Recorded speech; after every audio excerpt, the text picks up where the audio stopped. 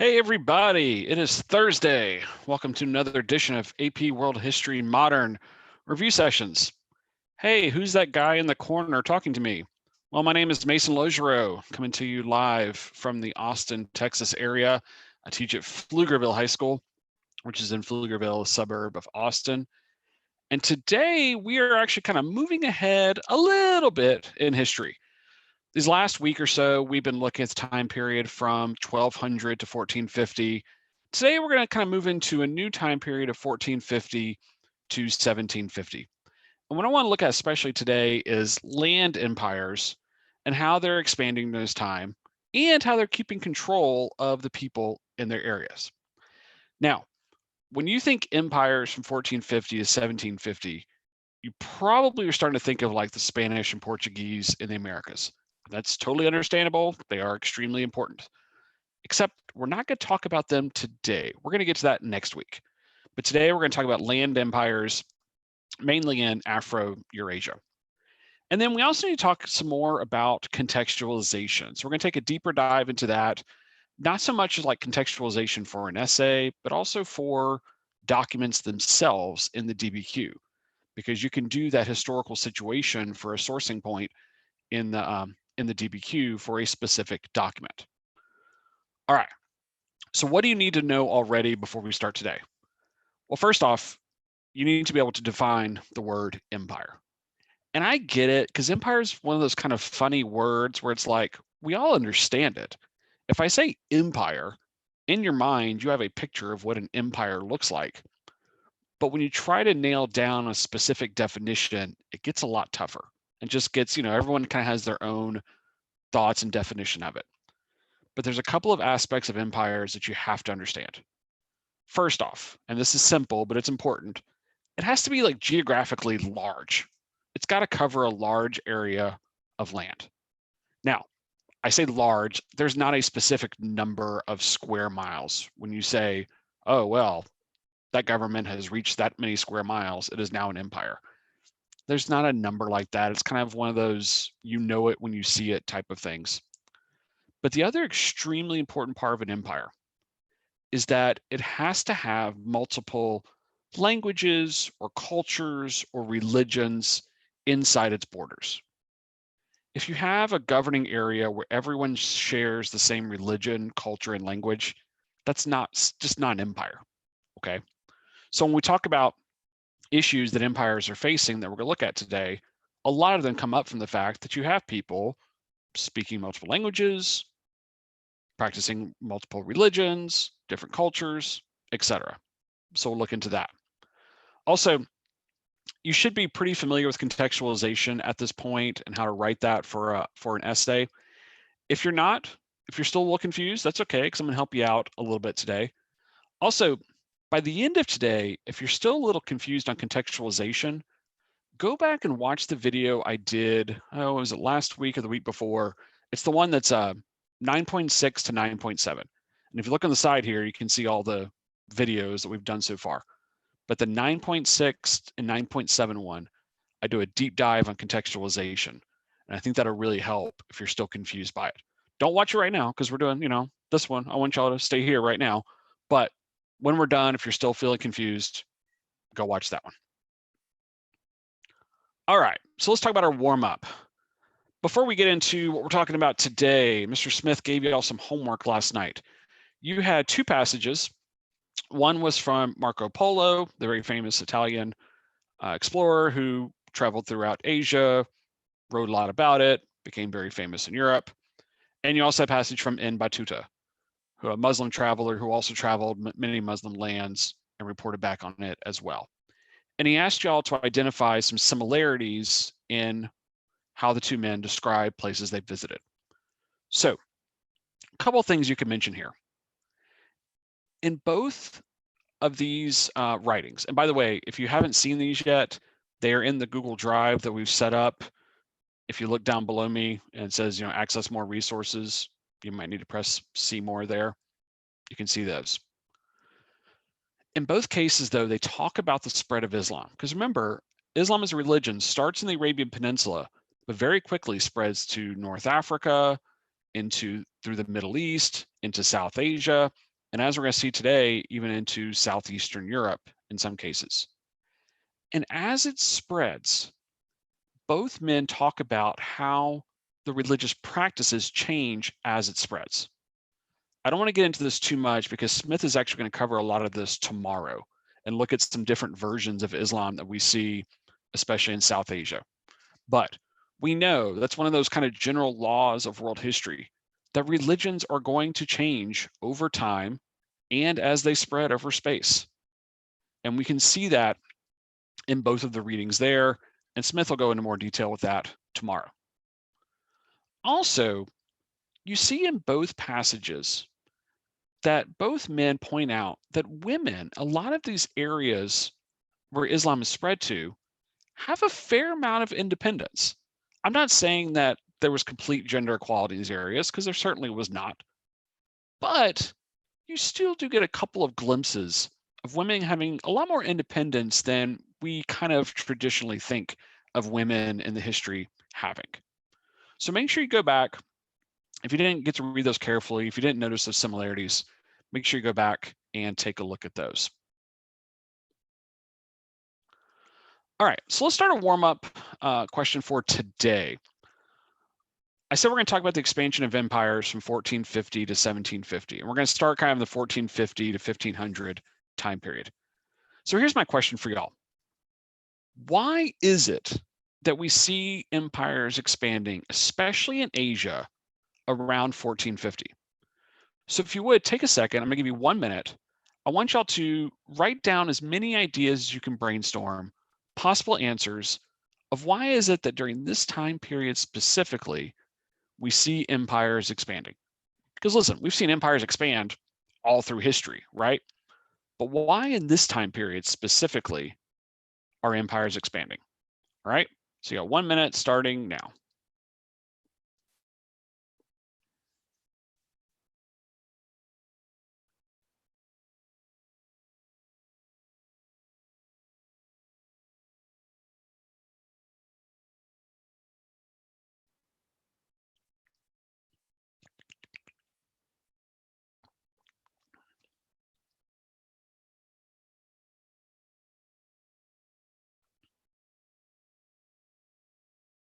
All right, you got about 30 seconds. If you can get 3 or 4 really good, solid reasons down, you're good. Just make sure, again, they are specific to this time period. Don't put something general like emperors want more land or something like that. Be specific. All right, 10 seconds. Pac-Man is closing his mouth. Oh, he's not Pac-Man, or he's upside down. I don't know what this is. All right, time is up. So let's look at some possible answers that you could have put. All right, possible answers. First off, the Mongols are pretty much kind of gone at this point. I talked about the Mongols on Tuesday. So again, if you weren't able to watch that, make sure you go back and listen to that video. Not right now, later on. But remember, the Mongols create an empire that takes over a large chunk of Asia. And now that they're gone, well, there's a power vacuum there. Somebody has to take over. And so we start to see empires expanding and filling up that power vacuum. Also, this is a time period when we're starting to see gunpowder being used as a weapon in firearms. Remember, gunpowder has been something that's been around for a long time, back in ancient China. But now militaries are starting to figure out how to use it to create a small explosion that will fire a projectile, whether it be a cannon or later on with rifles. And obviously that's going to be a huge advantage to empire building. If you have an army and you have firearms and the other side doesn't, well, that obviously puts you at a pretty big advantage. Also, consider naval technology as well. We're in a time now where ships are getting bigger, they're getting faster, we have better compasses, things like that. So people are getting around on the water a lot easier and quicker as well. Now, like I said, we're not going to really get into that stuff today. We're going to save that for next week when we talk about the Columbian Exchange and the creation of Spanish and Portuguese empires in the Americas, and then later in the Indian Ocean. But we'll get to all that next week. But Notice something here. If you came up with 3 or 4 good, solid reasons why empires expanded in this time period that were specific, you just did contextualization. If I gave you an essay right now talking about, I don't know, the Ottoman Empire or something like that, you could use some of this as contextualization. Now, you need to be careful because as we talked about earlier with contextualization, it has to be specific to the topic of the prompt and to the argument you're making. So for example, if you're going to write about the Ottoman Empire, or if the essay is about the Ottoman Empire, you wouldn't want to talk about naval technology because the Ottoman Empire is more of a land-based empire. On the flip side, if the prompt is about European empires now in the Americas, well, I wouldn't mention the Mongols because the Mongols don't have a really big impact on what's going on in the Americas. So you need to be careful, but one way to think about contextualization is kind of start brainstorming what's going on in the world at the time, and then what's specifically impacting the topic of the prompt that I'm writing about. All right, so what do you need to know about these land empires? All right, well, first off, you have to be able to identify them and know where they are. The College Board wants you to know 5 empires in Asia and Afro-Eurasia in this time period.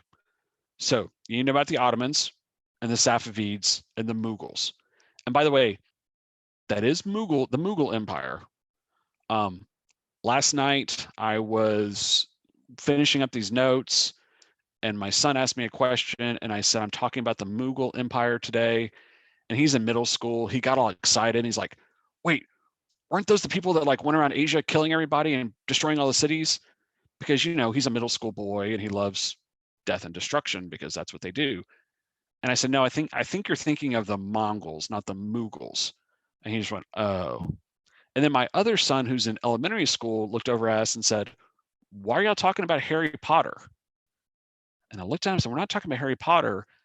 And then I realized, oh, he thinks we're saying the Mughals.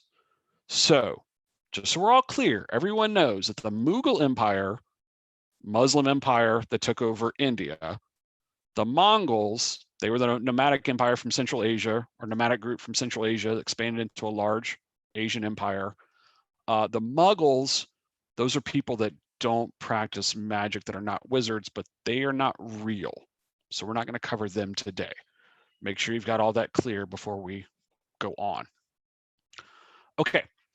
Oftentimes, the Ottoman, Safavid, and Mughal empires are known as the Gunpowder Empires collectively. That is a term that a lot of teachers, and you probably have been familiar with it, or have heard about that this year.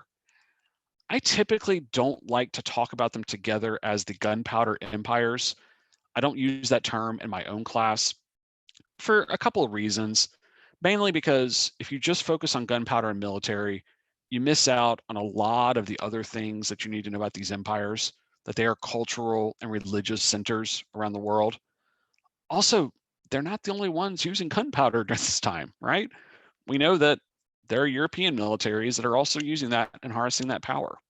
So I use that term because I know a lot of you are familiar with it, but if you don't know about the gunpowder empires, don't worry about it. But you do need to know the Ottomans, Safavids, and Mughals. You need to know that they are all Muslim empires, although we'll talk in a second about the differences between them. You also need to know about the 2 major Chinese dynasties in this period from 1450 to 1750. You've got the Ming dynasty that takes over China after the fall of the Mongols. Remember, the Mongols had set up the Yuan dynasty. They're gone. The Ming dynasty has replaced it. Later on, it gets replaced by the Qing dynasty, sometimes referred to as the Manchus because they come from the area of Manchuria, which is just north of China. So sometimes you might see on a test or in some readings something about a Manchu dynasty. They're referring there to the Qing dynasty. Okay, as far as like what you need to know about them, make sure first off that you recognize them. That if on the AP test you see something about the Safavids, you go, oh yeah, Muslim Empire, Persia, 1450 to 1750 time period. Make sure you recognize each of them. You don't need to know like every ruler that ruled them. You don't need to know exact places where they were. Just kind of know the general outlines of where they're located. But then we also need to talk about kind of how they expanded and how they kept control of these large populations over large areas. So let's first talk about how did they expand. And the number one way is simply guns, okay?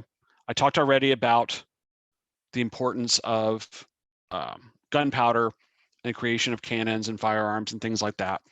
But again, if you've got firearms and the other army doesn't, that's going to help expand your empire. You're going to win a lot of battles. For example, this picture right here is a rendition of a very famous battle. It's called the Battle of Panipat. Panipat was a town in northern India that the Mughals took over as they conquered South Asia. Now, looking at this picture, there's a lot of detail in there. I know some of it's hard to try and figure out, but you should notice that in the middle of it is a bunch of smoke from cannons and firearms that were being used. Also, as these empires are expanding, they are using the talents of the groups that are conquering. Remember, the Mongols were very famous for this and were very adept at it. And these other empires are doing the same thing. If you had a certain talent that helped the empire, then they were going to use you to do that. So on the one hand, they're using the talents of the people that they're conquering, but they're also having to appease them and keep them happy as well. One of the things that emperors always worry about is, of course, internal revolts, as we'll see here in a second. And then they also are able to control all the major trade routes. You know, going back to our map here, notice these empires are lined up right along the major parts of the Silk Road. They border the Indian Ocean and all the trade routes that are there. The Ottomans are kind of on the outskirts of the Sahara Desert trade and the growing trade in the Mediterranean as well. Well, if you control the trade routes, as we've talked about before, you can tax all the goods that are going back and forth across your routes. That means more money for the government. That, of course, means more power. You can buy more weapons and continue to expand your territory. All right, so how do they keep control of it? Okay, it's one thing to take the territory, conquer people, win battles and all that, but then how do you keep control over time? And actually, if you notice here, a lot of it's very similar techniques, okay? For example, I told y'all, recruitment of elites, people that are experts in different fields, that can govern, that can lead militaries. If you think about with firearms, you need to have a very well-structured government bureaucracy. You need to keep recordings of everything that you have. You need to keep records of it. And if you're going to create firearms and cannons, well, you need engineers to come up with designs. You need blacksmiths to create the actual cannons. You need accountants to make sure you've got enough cannonballs and bullets and all that. So again, you take the talents of the people that you've conquered and use them to help build up that bureaucracy of the government. One example of this in the Ottoman Empire is a policy known as devshirme. And if you're not familiar with this, you know, inside the Ottoman Empire, especially as they expanded into the southeastern parts of Europe, you have a large population of Christians and Jews in that area. So there were times when the Ottoman army would go into a village that was predominantly Christian, and they would round up all the young boys in this village, sometimes ages like 9, 10, 11, 12. And they would look for the ones that are the most talented, the smartest, the strongest, etc. And they would take those kids from the village, bring them back to the capital, educate them, train them in the military. And a lot of times these kids would rise up the ranks and end up becoming very important members of the Sultan's court or very important leaders in the military or in the government bureaucracy, which meant for these kids, you know, if you think about it, a lot of money, a lot of power, a lot of prestige. So it's kind of this weird situation when you think about it, because on the one hand, you're kidnapping your family, and obviously that's a really terrible thing, right? But it's also one of the few ways that kids in these villages could make their way up the economic and social ladder. Because as we've talked about before, through most of history, especially including this time, If your dad was a poor farmer in Southeastern Europe, then you're probably going to end up being a poor farmer in Southeastern Europe.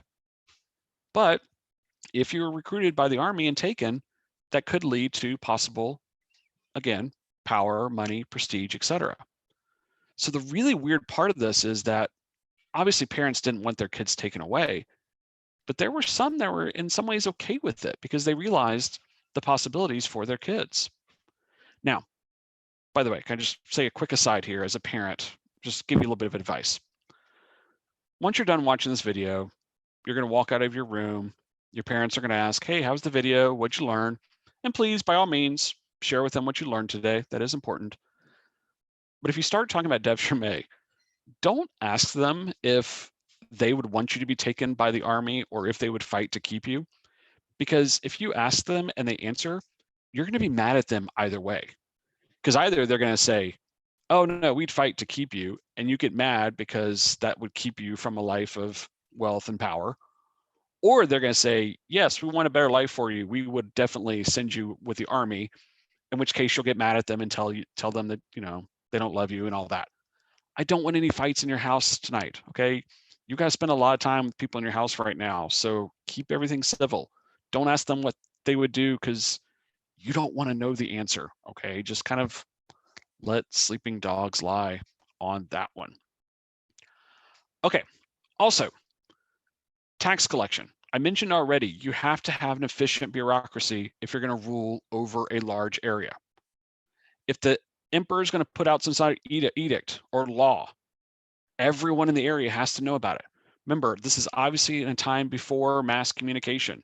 You can't just watch it on TV or read it in the newspaper. So you have to have government offices all through the empire. You got to keep records of everything.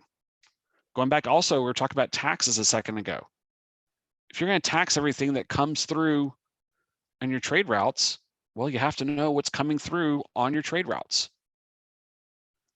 Also remember, this is the time period when emperors in the Ming Dynasty were forcing Chinese citizens to pay their taxes in silver, and creates a big demand for silver in East Asia that eventually is going to lead to a global silver trade starting in South America and traveling all the way to East Asia. But we'll get into all that next week. But then again, the thing you have to consider with empires and trying to control the people in an empire, as we said already, by definition, an empire is going to have multiple cultures, religions, languages within their border. And sometimes that can be hard to keep control. Remember, if everybody had the same religious beliefs, it's easy to keep control. The emperor gets up there and says, hey, God or the gods told me that they want this for the country, so we're all going to do it. And everyone says, yeah, we agree because we all have the same religious beliefs. But if you don't all have the same religious beliefs, it gets a lot tougher for the government. So governments also use monumental architecture. We have seen this so many times in history. Emperors and kings spending insane amounts of money to build giant palaces and temples to show off their power. And it works. Remember, the ancient Egyptian pharaohs were building pyramids to show off their power. And it works in this time period as well. The Mughal emperors are responsible for building the Taj Mahal in India. Or if you think about Louis XIV and some of these other monarchs of Europe, like building the Palace of Versailles. Again, monumental architecture shows off your power. Now, I've talked a little bit about religion through here, but religion really kind of is a central part in empires trying to gain power and then keep it. Because again, if you're an emperor over an area with a large population with diverse religious beliefs, what do you do about religious toleration? Do you allow everyone to kind of continue their same religious traditions and ceremonies? Do you crack down on that? Do you force the people of your area to convert to your religion? It's something that emperors have to deal with. So in the Mughal Empire, for example, remember again, we're talking about a Muslim empire that is taking over South Asia, which of course is predominantly Hindu. So the Muslim minority group has taken over the Hindu majority. Emperor Akbar is probably the most famous of the Mughal emperors. There's a picture of him on the right, meeting with some Jesuit missionaries from Europe, where the Jesuits were that Catholic group that were really big on spreading Catholicism. But Akbar took the route of religious toleration, of like, look, Muslims are a minority in this country, Hindus are majority. We need to keep Hindu people on our side, so allowed them to continue with their celebrations and festivals. Because again, the one thing emperors worry about is revolutions inside their borders. And Akbar knew that if you want to keep people happy, allow them to keep their religious beliefs. Now, that was under Akbar. Later on in Mughal history, we have another emperor, Aurangzeb. Aurangzeb took pretty much the opposite route. Aurangzeb was very staunchly Muslim and felt as if the people of India not necessarily needed to convert. He wasn't looking for a mass conversion of everyone in India turn Muslim. But he did start passing laws based on Islamic morality. So ban certain types of music, dancing, drinking, things like that. And you see the people of South Asia starting to turn on the Mughal emperor. Now, I'm not saying that there was a big revolt. It wasn't like the Mughals were overthrown by the people of India. But jumping ahead a little bit, remember the British are about to show up in India. When the British show up, they notice that the people of South Asia are really not super loyal to the Mughals, because Aurangzeb's reign ends just as the British are appearing on the scene. And so it's easier for the British then to take over because the people of South Asia are not that loyal to the Mughal leaders. Or also think about the Ottoman Empire, especially as it expands into Europe. The Ottomans expand into the Anatolia Peninsula, which is today Turkey. A lot of people there convert to Islam, especially after the fall of Constantinople in 1453. But as the Ottomans continue to expand into the Balkans and Southeastern Europe, you don't really see mass conversions of Christians and Jews. Most of them still remain Christians and Jews. But the Ottoman Empire begins to allow them to continue worshiping as they want. Didn't have very strict laws on Christians and Jews. In fact, Christians and Jews were not treated equally as Muslims in the Ottoman Empire, but did have a lot of, pretty important rights there in the Ottoman Empire.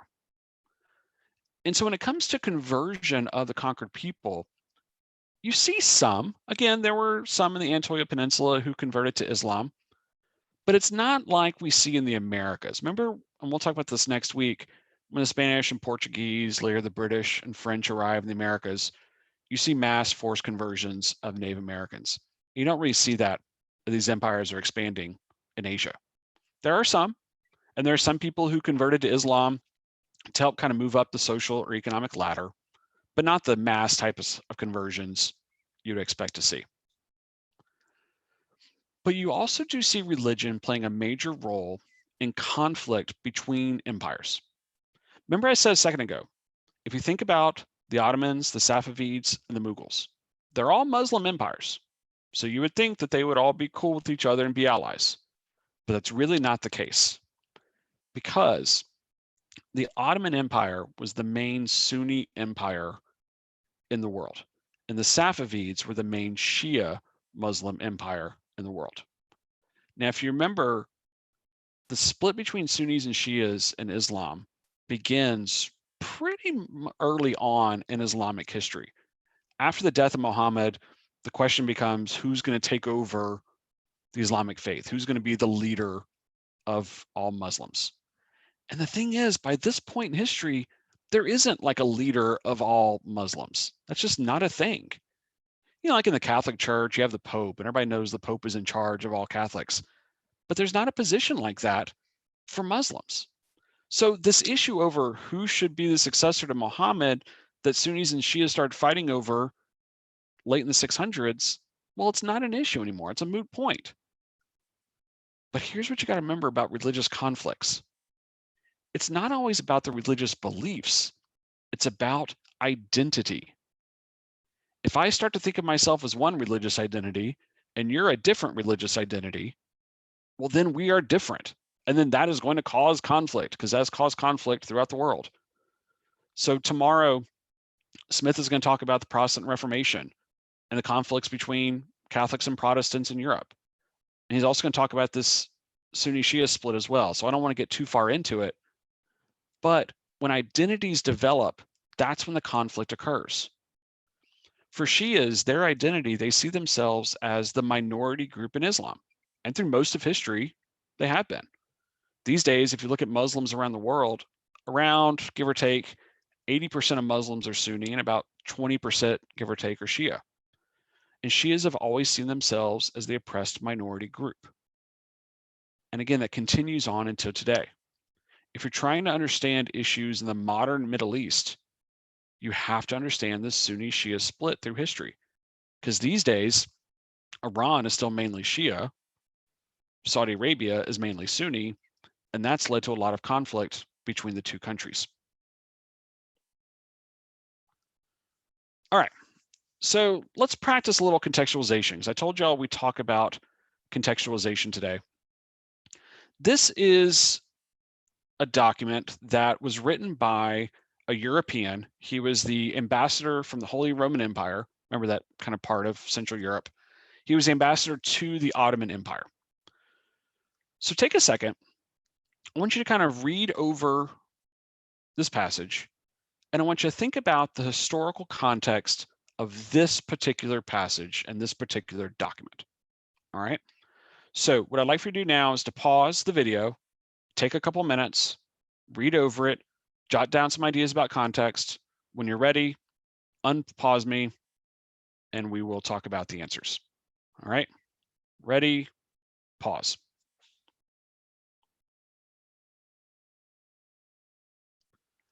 All right. If I asked you for a contextualization of this document, there are several things that you could talk about. You could bring up the policy of Dev Shemay that we talked about earlier. You could talk about the fact that even in lower levels of the government in the Ottoman Empire, you see Christians and Jews serving along Muslims in the Ottoman Empire. You could talk about the fact that you have this Muslim empire that is trying to govern over a non-Muslim population and Christians and Jews. All of those things are happening around this document, but notice that they are directly related to the argument of the document. Because the argument is talking about how the Ottoman government and the Sultan only hire the best people. It's not about what family you're born into. It's about how talented you are. And again, you see Christians and Muslims and Jews all working as part of in the Ottoman Empire. So any of those things would be perfect to talk about with contextualization of this document. Now, things that I would not mention, I wouldn't talk about the growth of the Ottoman Empire, because this letter was written towards the end of the 1500s. So we're talking about over almost 100 years after the fall of Constantinople. So the Ottoman Empire has been pretty well established by this point. I wouldn't talk about the fall of the Ottoman Empire in the 20th century after World War I, because, okay, yes, they're talking about the Ottomans, but that doesn't really have a direct connection to this document right here. Remember, context has to have a direct connection to the topic. So if you saw a document like this on the AP test, you can talk about historical situation. That's what we call contextualization when you're only talking about one document. You can call it historical situation. That's one way to source the document. Because remember, on the AP test, you need to source a couple of the documents by talking about purpose, audience, point of view, or historical situation. So if you can do that for these documents, that'll help get you points on the DBQ rubric. All right, so let's summarize what we've done today. Like I said, we've talked about land empires. We're going to talk about maritime empires, mainly Europeans and the Americas next week. But we're going to see that they face a lot of the same problems. Again, how do you govern a group of people that don't share your same religion, culture, language, etc.? But we're going to see some, let's just say, different methods chosen in the Americas. But then we also talked about contextualization and historical situation. Again, if I say contextualization, we're usually talking about the entire essay. If we're talking about historical situation, that's usually only for one document. But again, they're pretty much the same thing. What is going on in the world or the region that is impacting either the document or the topic of the essay or the prompt? But again, it has to directly relate to it. Remember the analogy I gave when we talked about contextualization last time? Think about the previously on part of a television show. Before the show starts, they say previously on, and they show you scenes from several different episodes. But all of that is setting up what you're about to see in that episode. You don't go through the entire history of the show. You only show things that are relevant, that are directly connected to either the document or to the topic of the essay. All right, so I'd like for you to practice that tonight. I've given you a prompt down here at the bottom, talking about belief systems. And what I'd like for you to do is kind of what we did at the beginning, where I just want you to brainstorm as many possible topics as you could talk about if you're going to contextualize this entire essay. Okay, just make a list of, 4 or 5 things, or as many as you can. And then what I want you to do is to take some of your top ideas from that brainstorm and actually write out a paragraph of context. And notice this note that I put here, because this is important. If you come up with, let's say, 5 different things that you could talk about in contextualization, please don't list off all 5 of those things in your paragraph. Because if you're doing that, you're not contextualizing, you're just making a grocery list of things that were happening in the time period. Instead, I would pick your best 1 or maybe 2 ideas and expand on those, give some details for those, blow those up into a full paragraph. Then you've got good, solid contextualization. All right, today is Thursday, which means tomorrow is Friday. It'll be our last review session of the week. Smith will be here for you. I will see y'all on Monday, but since I won't see y'all before the weekend, have a good weekend. Take care.